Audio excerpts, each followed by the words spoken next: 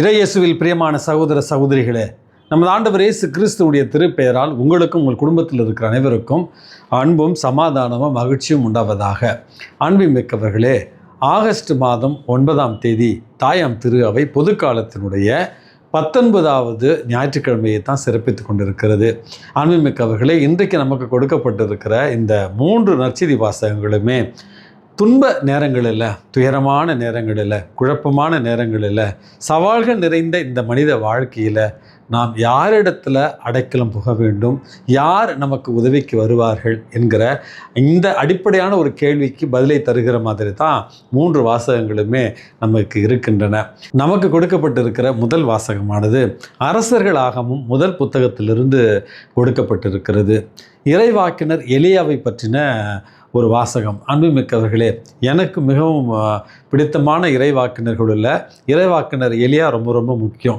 காரணம், இறைவாக்கினர்களுள் அதிகமாக பழைய ஏற்பாட்டிலிருந்து புதிய ஏற்பாட்டில் மேற்கோள் காட்டப்பட்டு இருக்கிற ஒரு இறைவாக்கினர் யார் என்று பார்த்தோம் என்றால் இறைவாக்கினர் எலியா தான்.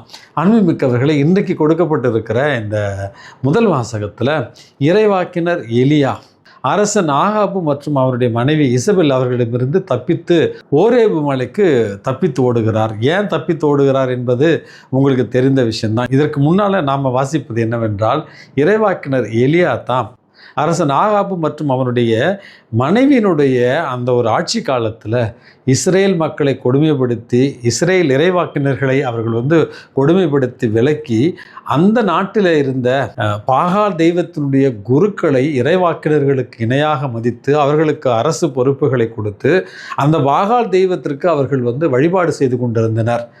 1, 2, 3 அல்ல, 400க்கும் மேற்பட்ட குருக்களும் பலி செலுத்துபவர்களும் அரசியனுடைய கட்டுப்பாட்டுக்குள்ளே இருக்கிறார்கள்.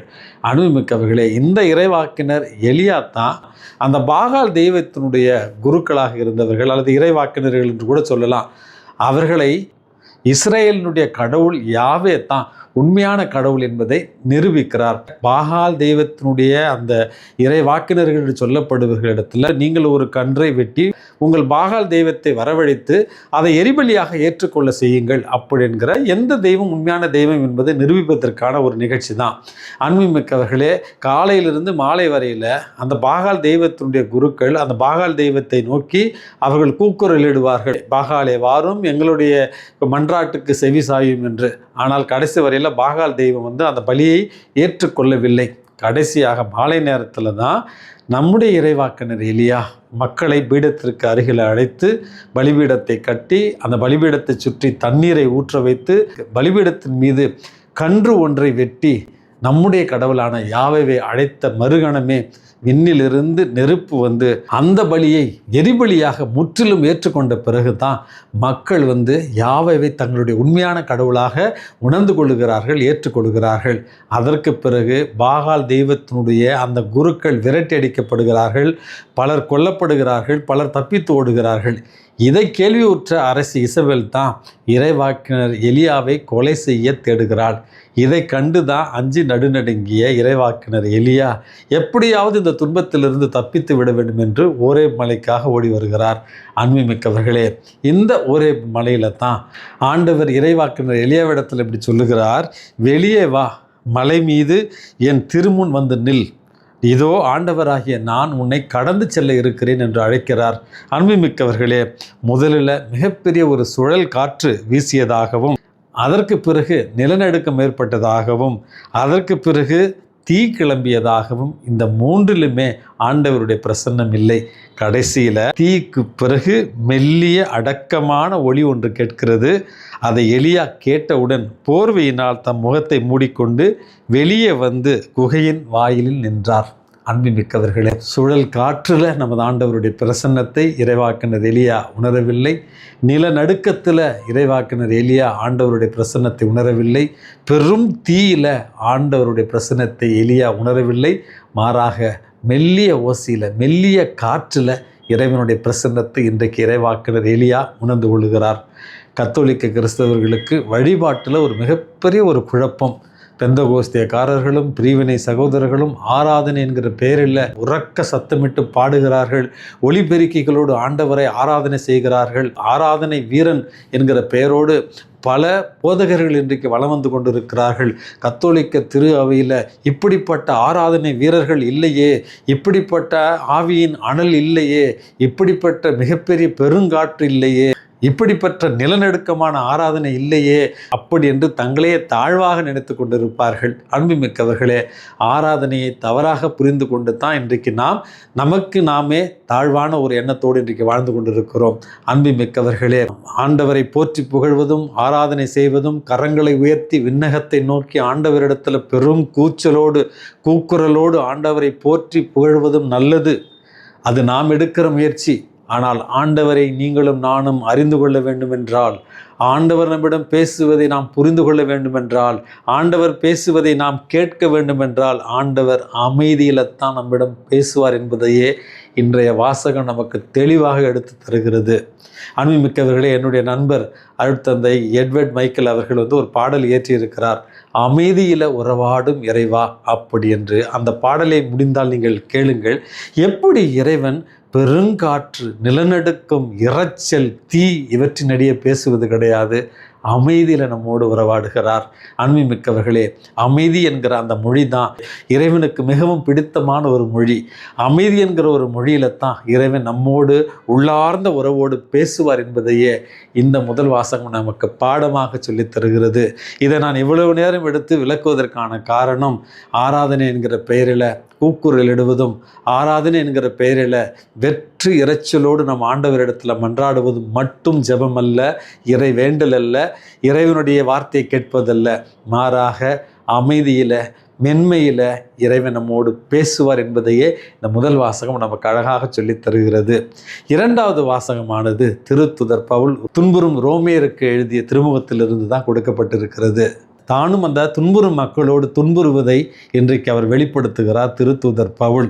கடைசியில் அவர் என்ன சொல்லுகிறார் என்றால், இந்த துன்பங்கள், இந்த வேதனைகள் இவற்றின் வழியாக கடவுள் நம்மோடு உறவாடுகிறார், நம்மோடு பேசுகிறார்.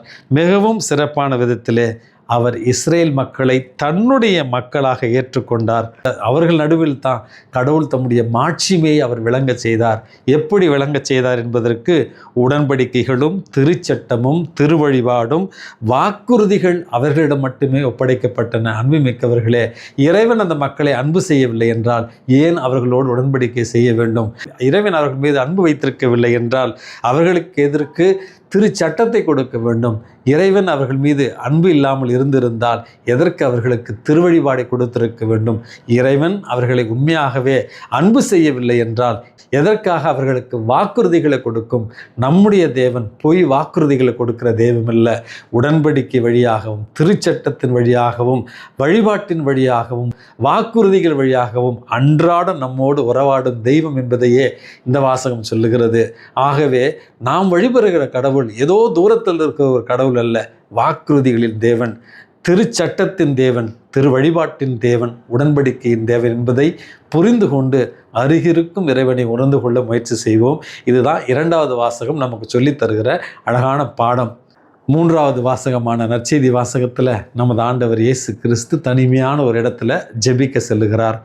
இந்த முதல் செய்தி என்பது நம்முடைய இந்த மனித வாழ்க்கையில் ஜெபம், இறை வேண்டல் எவ்வளவு முக்கியமானது என்பதையே தலையாத கருத்தாக நமக்கு சொல்லித் தருகிறது.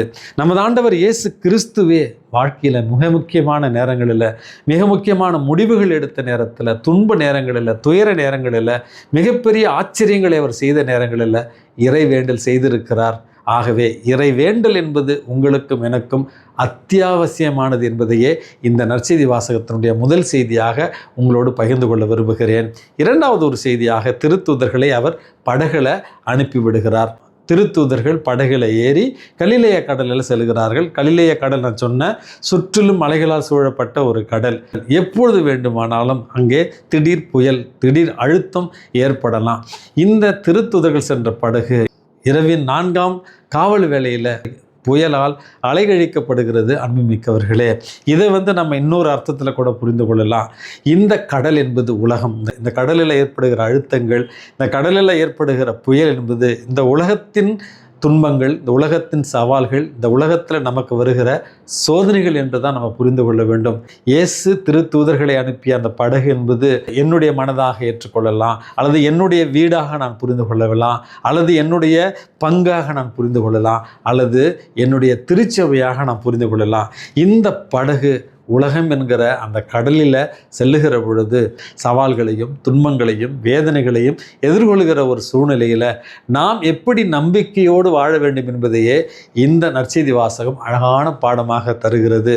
இயேசுவை கண்டு துன்ப துயர நேரத்தில் அவர்கள் பேய் என்று நினைக்கிறார்கள். அன்பிமிக்கவர்களே, அச்சம் நம்முடைய உள்ளத்தில் ஆட்கொண்டு இருக்கிற நேரத்தில், அச்சம் மேலோங்கி இருக்கிற நேரத்தில் கடவுள் கூட நமக்கு இன்றைக்கு பேயாக தெரிவார் என்பதற்கு இந்த நற்செய்தி வாசகம் ஒரு அழகான ஒரு உதாரணம்.